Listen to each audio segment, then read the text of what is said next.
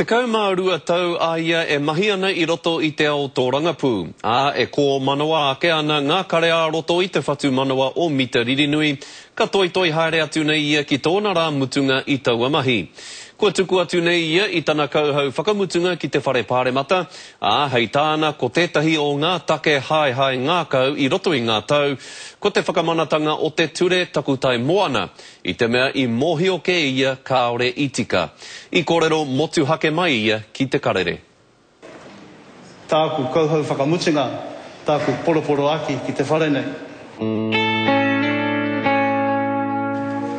When I came here in 1999, November, after a rigorous campaign on the road with my dad every day, unfortunately he didn't make it here with me, in the body.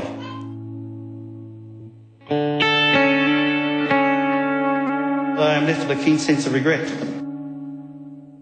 Nā te hikoitanga mai o te motu ki roto I te whanganui a Tara, I rungi te marae o Pipitea. Ka tū mātou ngā me mamari, ngā kiwaho, I runga I te marae.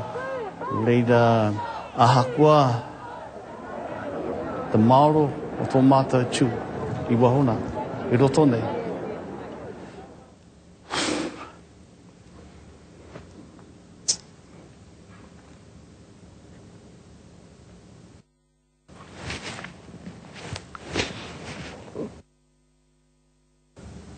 O tangi hotu te ngaka.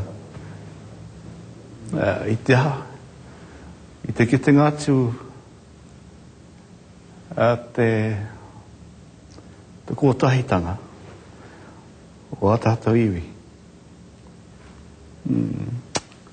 I rungu I tēnei kaupapa. All the while being aware that the bill remained discriminatory, unfair and unjust. Ko tamariki hāreki te kura, me ngā kangakanga o wetahi atu tamariki, ngā kangakanga o a rātou whānau, ki a rātou anō. Nā he kūpapa ke tō kraua, tō pāpā, e rā kōrero katoa. Engari, he tamariki nohi o rātou. For me, one of the real high points of my political career came with the passing of the Environment Bay of Plenty Māori Constituency Empowering Act 2001. Mō ngā tūru Māori o roto I te kaunihea arohe mo te waiariki, nāku te, e hara nā repa. Tēnā koutou. Tēnā tātou katoa.